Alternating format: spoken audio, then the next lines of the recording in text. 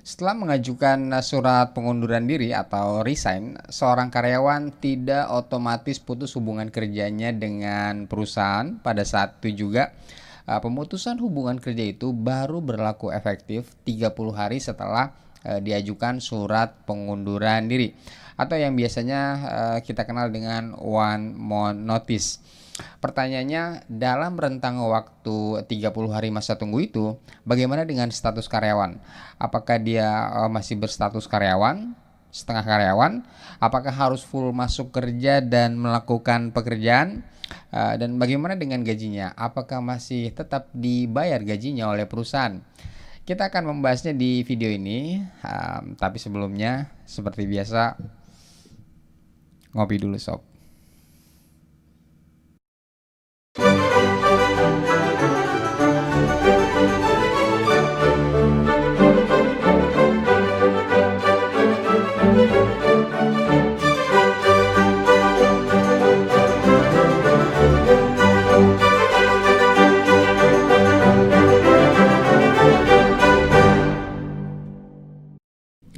Sesuai Undang-Undang Ketenagakerjaan, Undang-Undang Nomor 13 Tahun 2003, sebagaimana yang beberapa ketentuannya sudah dirubah oleh Undang-Undang Cipta Kerja, Undang-Undang Nomor 11 Tahun 2020.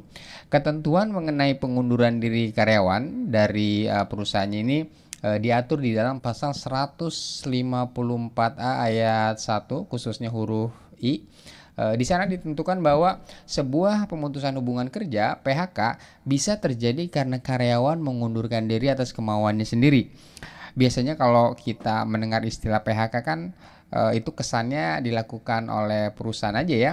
Padahal karyawan juga bisa melakukan PHK, yaitu dengan cara dengan cara mengajukan pengunduran diri atas kemauan atau atas inisiatif si karyawannya itu sendiri.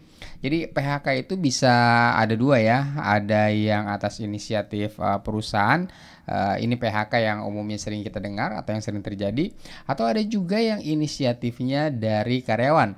Ini yang biasa kita sebut dengan resign atau pengunduran diri. Dan dua-duanya di dalam undang-undang disebut pemutusan hubungan kerja (PHK). Nah, mengacu pada pasal 154 ayat 1 huruf I tadi, di dalam klaster ketenagakerjaan Undang-Undang Cipta Kerja, seorang karyawan yang berinisiatif mengundurkan diri dari perusahaannya harus mengajukan pengunduran diri secara tertulis. Jadi karyawan harus mengajukan surat pengunduran diri. Ini waktunya 30 hari sebelum tanggal efektif pengunduran dirinya, atau yang biasa kita kenal dengan one month notice. Untuk bisa mengajukan surat pengunduran diri ini, syaratnya karyawan tersebut tidak sedang terikat dalam ikatan dinas dengan perusahaannya. Jadi kalau masih ada ikatan dinas yang mewajibkan karyawan ini harus tetap bekerja atau menjadi karyawan perusahaan, maka surat pengunduran itu tidak bisa diajukan. Tunggu sampai ikatan dinasnya selesai dulu. Ikatan dinas ini biasanya dalam bentuk perjanjian ya di antara perusahaan dan karyawan, di mana perusahaan memberikan keuntungan-keuntungan tertentu kepada karyawannya, misalnya memberikan pelatihan keterampilan kerja yang spesifik dengan biaya yang mungkin cukup mahal. Tetapi di dalam perjanjian itu perusahaan meminta supaya karyawannya tidak boleh mengundurkan diri dulu untuk jangka waktu tertentu. Misalnya setelah karyawan di training, karyawannya kemudian menjalani ikatan dinas selama 2 tahun. Di mana selama ikatan dinas 2 tahun itu karyawan tidak boleh mengundurkan diri dari perusahaan dan harus tetap bekerja untuk perusahaannya. Atau biasanya ada juga klausul di mana kalau misalnya karyawannya itu mengundurkan diri selama masa ikatan dinas, maka karyawan itu harus membayar ganti rugi sejumlah tertentu kepada perusahaan. Nah, sekarang kalau tidak ada ikatan dinas atau ada ikatan dinas tapi ikatan dinasnya sudah selesai, maka barulah surat pengunduran diri itu bisa diajukan dan berlakulah one month notice. Dan selama jangka waktu tunggu 30 hari ini, karyawan harus tetap melakukan pekerjaannya seperti biasa karena hubungan kerjanya belum berakhir. Jadi karyawan masih tetap harus bekerja untuk perusahaan sampai dengan tanggal efektif pengunduran dirinya. Biasanya di dalam praktek masa waktu tunggu 30 hari ini digunakan untuk membuat laporan-laporan akhir ya dari pekerjaan yang dilakukan oleh si karyawan.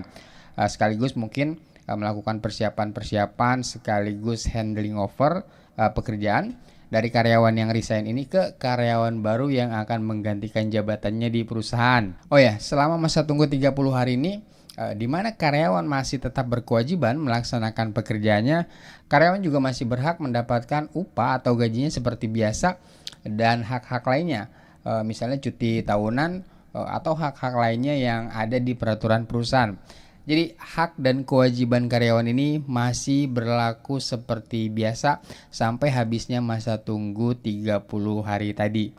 Jadi terjawab ya pertanyaan di awal tadi, bahwa kalau surat resign sudah diajukan, maka hak dan kewajiban karyawan selama 30 hari masih tetap berlaku. Karyawan masih tetap harus bekerja untuk perusahaannya seperti biasa, dan dia juga masih berhak untuk mendapatkan upah atau gaji seperti biasanya dari perusahaan. Nah, demikian Sobat Legal Access, informasi ini kami sampaikan. Semoga cukup menjawab pertanyaan di awal tadi ya, dan semoga bermanfaat dan berguna bagi Anda dalam menjalankan hubungan ketenaga kerjaan di perusahaan Anda. Salam.